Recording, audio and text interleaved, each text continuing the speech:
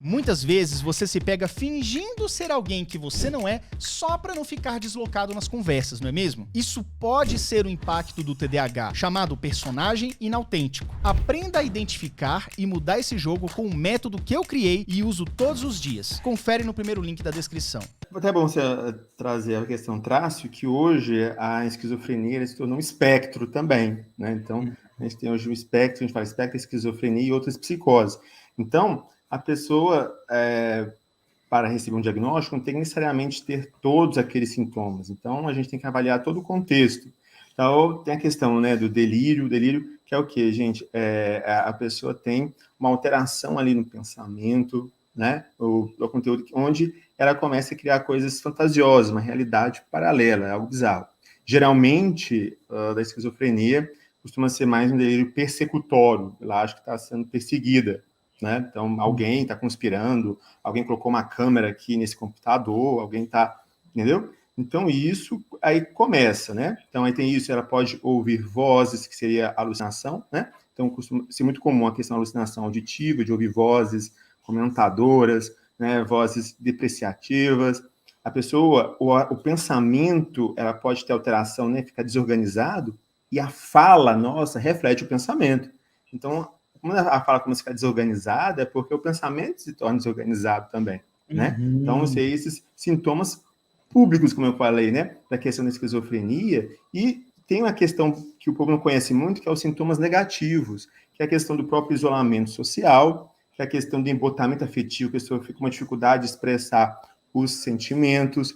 É muito comum, é sabido que existe uma parte genética da esquizofrenia semelhante com o TDAH, porque uma das manifestações precoces que a gente tem é a questão também da desatenção, né? Então, a pessoa, ela começa a ter algumas alterações que fazem com que ela não preste mais atenção, né, no seu meio, ali, né, na escola, na dificuldade de aprendizado, dificuldade de manter os tipos de atenção. E aí começa o quê? A pessoa começa a querer ficar reclusa, não quer mais ir para a escola, começa a ficar no quarto. Então, o isolamento social é algo marcante.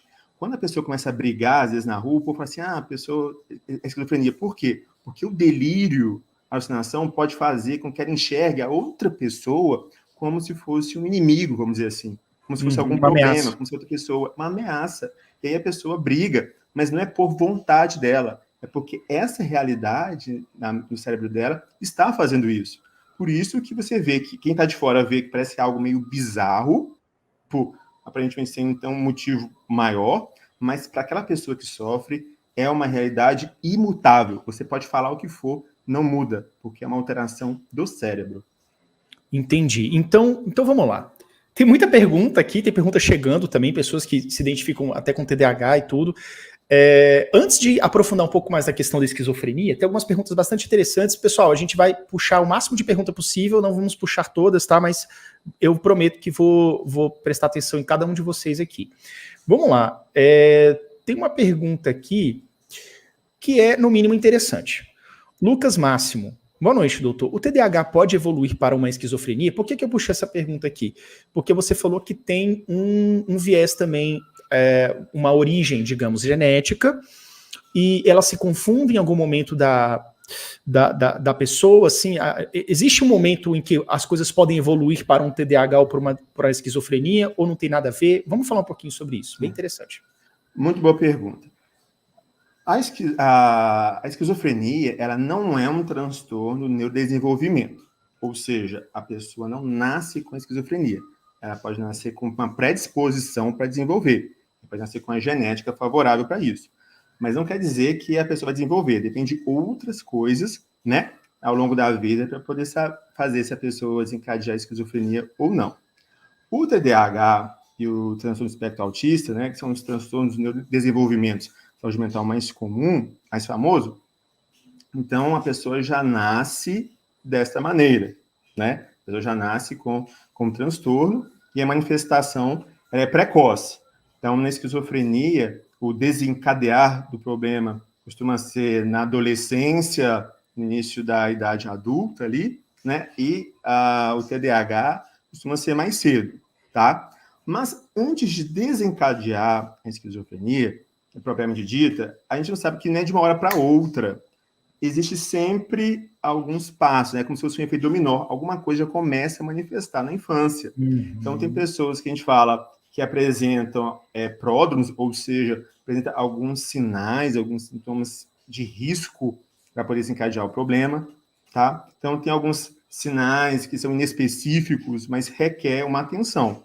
Então, uma criança começa a ter alteração muito do sono, tá? A gente sabe que o sono é importantíssimo, já não é algo normal. Já começa a ter querer ficar mais isolado, uma irritabilidade, uma perda da atenção, da concentração, também não é algo normal quando é algo persistente, né? Então, quando a pessoa começa a apresentar isso, aí a gente, por isso que é importantíssimo a pessoa ser avaliada por um médico e equipe multiprofissional, para sempre fazer o quê? As avaliações, acompanhar isso para saber aonde isso vai dar, porque acaba sendo um diagnóstico diferencial.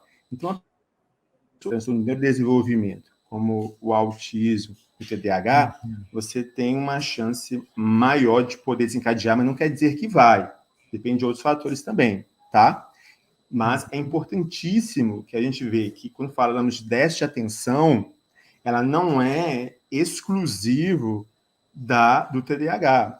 Déficit, dificuldade de prestar atenção, qualquer coisa pode fazer isso, tá? Se eu estiver preocupado, eu posso não prestar atenção. Se tiver depressão, tiver dor, né, uma dor crônica, o próprio TDAH, problemas do sono. Então, tudo isso pode fazer com que eu tenha dificuldade de atenção. Por isso que requer uma habilidade muito grande do psiquiatra e da equipe para poder diagnosticar, mas é um acompanhamento com o tempo. Então, a criança pode apresentar isso mais cedo, alguns sintomas inespecíficos, tá? Mas a gente não fecha esquizofrenia, geralmente na infância não, é muito raro. Mas pode apresentar alguma coisa assim estranha que tem que acompanhar ao longo da vida para saber onde vai, tá? Mas aumenta o risco. Então, nessas pessoas, o cuidado tem que ser bem maior, né? Que é a questão de melhorar a questão do estilo de vida e evitar, né, usar em hipótese nenhuma, drogas que também pode acelerar o processo.